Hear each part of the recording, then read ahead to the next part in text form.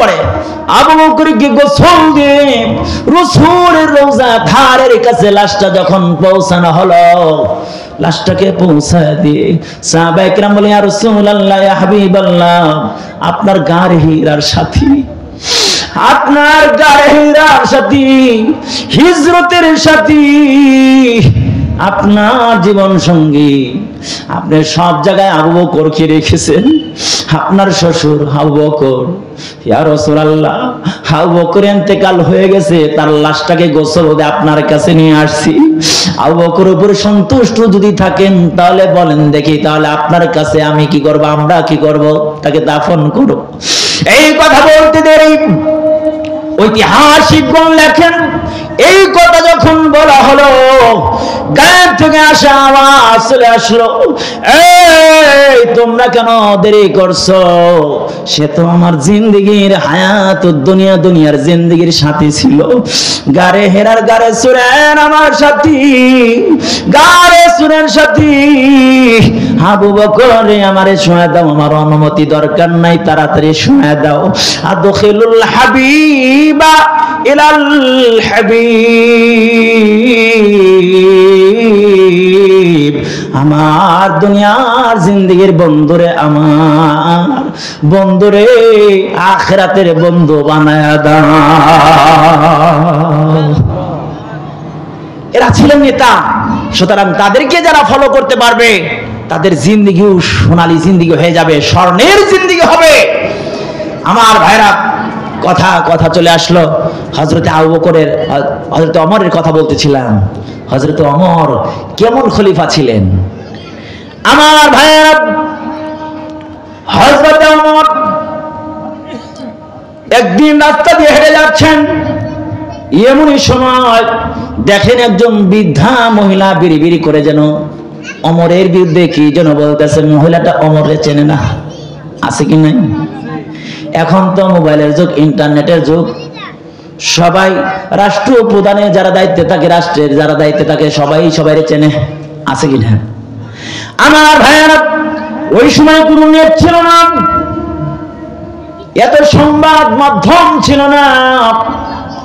হযরতে ওমর যখন হেঁটে হেঁটে যাচ্ছিলেন, তখন দেখেন একজন বৃদ্ধা মহিলা বিড় করে যখন যেন অসন্তুষ্টির ভাব যখন প্রকাশ করতেছিলেন। হযরতে ওমর কাছে গিয়ে ডেকে বলে, বৃদ্ধা মা, আপনি কি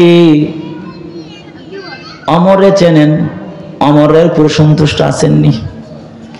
বৃদ্ধা মহিলা যত অসন্তুষ্ট, বৃদ্ধা মহিলা ওমরকে দেখে নাই, এই জন্য নিঃসন্দেহে নিঃসংকোচে জোরে আওয়াজ দেয়া বলে, ওমর রে দিয়ে আমি কি করবো, ওমর রে দিয়ে কি করবো?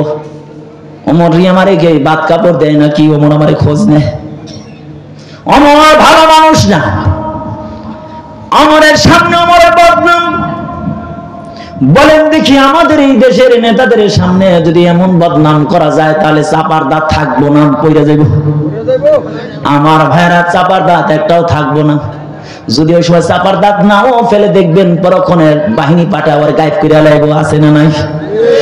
আমার ভাইরা, আমার তখন আশ্চর্যিত হইয়া বললেন, ও মা, তুমি ওমর রে চেনো না?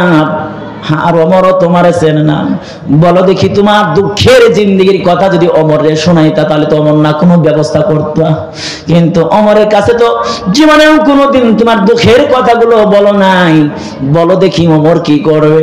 তখন মহিলাটা একটু ক্ষিপ্ত হইয়া বলে, তুমি যাও এখান থেকে, আমার কাছে কথা বলার দরকার নাই, ওমর টমর দরকার নাই, আমার জিন্দেগির কোনো খবর নেয় নাই।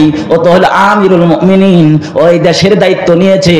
একজন প্রজা যদি কষ্টে থাকে, কিয়ামতের ময়দানের জবাব দিতে হবে। সুবহানাল্লাহ। আমার ভাইরা, ওই জামানার একজন ছাগল রাখালের ওই ইলম ছিল। ওই বৃদ্ধা মহিলা জানেন, আল্লাহ রাসূল যত বলেছে, আলা কুল্লুকুম রাইন ওয়া কুল্লুকুম মাসউলুন আন রাইয়াতিহি। আরে যারা জিম্মাদার হয়, যারা নেতা হয়, তারা ওই এলাকার ওই পরিধির যতটুকু দায়িত্বে থাকবে, যতটুকু নেতৃত্ব দেবে, অতটুকু সে জিম্মাদার। এই সম্পর্কে কিয়ামতের ময়দানে আল্লাহ তাআলার আদালতে সে জবাবদিহি করতে হবে।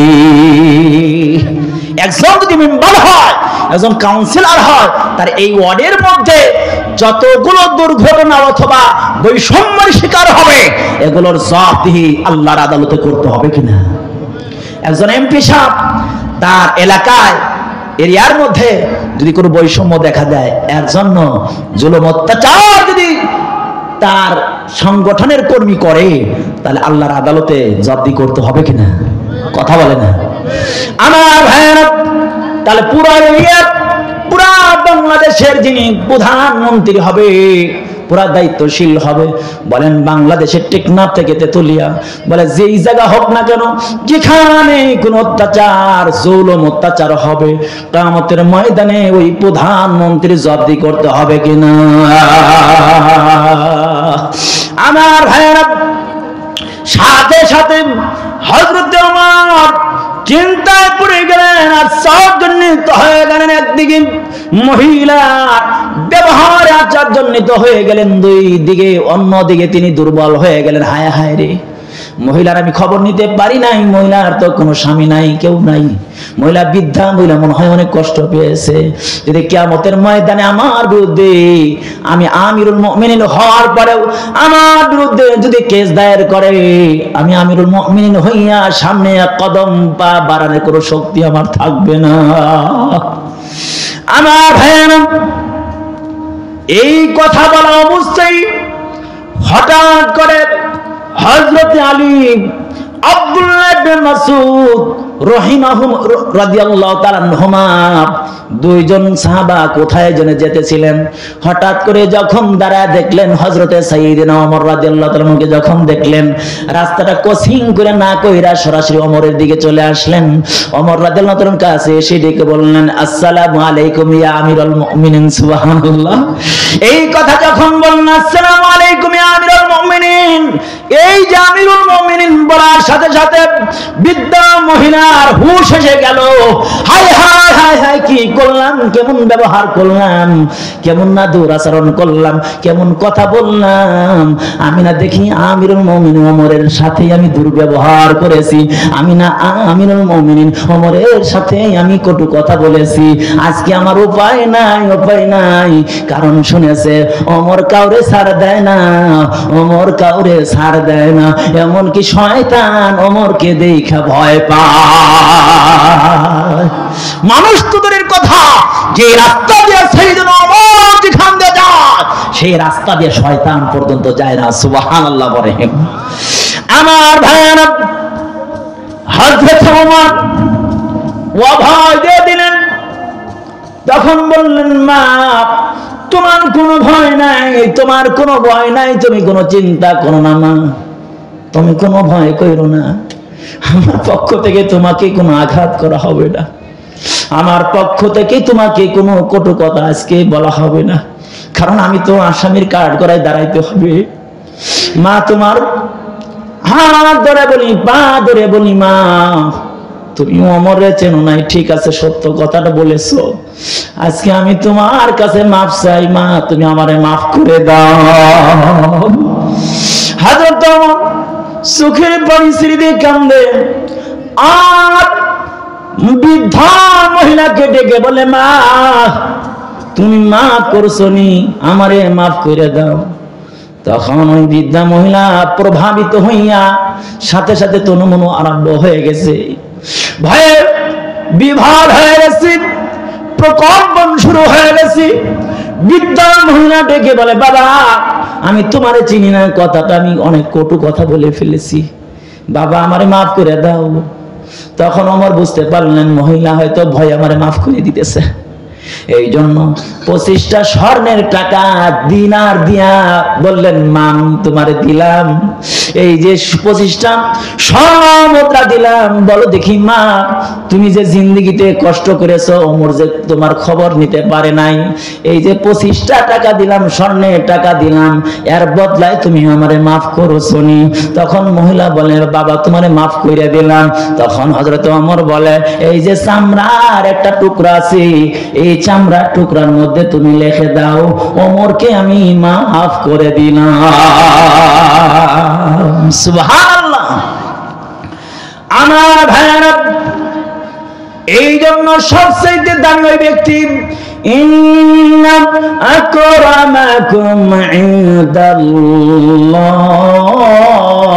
আতকাকুম, যার মধ্যে ক্ষুধাভীতি যত বেশি সে তত দামি হতে পারবে। আমার ভাইরা সামনে মাহে রমজান, বলে মাহে রমজান আমার ভাইরা পৃথিবীর কেউ জানবে না রোজা রাখছে কি রাখছে না। বলে কেউ যদি আল্লাহ তাআলার ভয়ে প্রকম্পিত হইয়া আল্লাহ তাআলার ভয়ের কারণে রোজা রাখে, আল্লাহ তাআলা হাদিসে কুদসির মধ্যে জানায় দেন, as-সাওমু লি, রোজা আমার জন্য, রোজা দেখা যায় না, আমারও দেখা যায় না। সুবহানাল্লাহ। রোজা আমার জন্য, আমাকেও দেখা যায় না, রোজাও দেখা যায় না। যারা রোজা রাখবে এর প্রতিদান আমি স্বয়ং নিজ হাতে দিয়ে দেব। বলুন সুবহানাল্লাহ।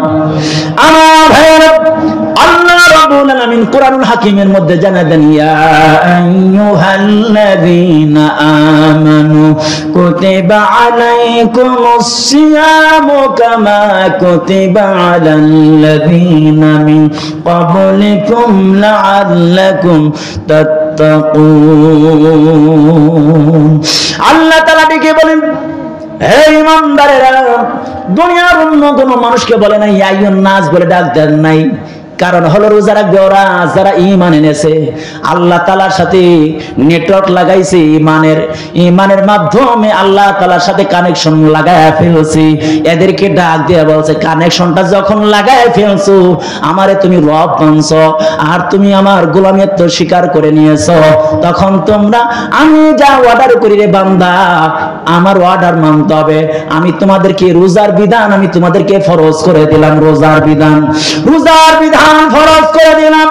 শুধু তোমাদের না, মিন ক্বাবলিকুম, তোমাদের পূর্ববর্তী যারা ছিল তাদের উপরে রোজার বিধান ফরজ ছিল। রোজা যদি পালন করো তাহলে তোমরা লাআল্লাকুম তাত্তাকুন, তাহলে মুত্তাকি হতে পারবা। রোজা রাখলে কি হওয়া যাবে? মুত্তাকি হওয়া যাবে। আমার ভাইরা, যত পৃথিবীতে ধর্ম বলেন, সকল ধর্মের মধ্যে আমার ভাইরা রোজার প্রচলন আছে। এগুলো যদি লম্বা টাইম বলতে চাই, যদি বিস্তারিত বলতে চাই, তাহলে লম্বা টাইম লাগবে। আমার ভাইরা বলার আর সুযোগ হবে না, প্রধান বক্তা হয়তো এসে যাবে অল্প টাইমের মধ্যেই। আমার ভাইরা উনি আসলে আমি ছেড়ে দেব। আমার ভাইরা বলতেছিলাম, রোজা এমন কোন ধর্ম নাই যে ধর্মে কোনো রোজার বিধান ছিল না, এরকম নাই। আমার ভাইরা, সব ধর্মে রোজার বিধান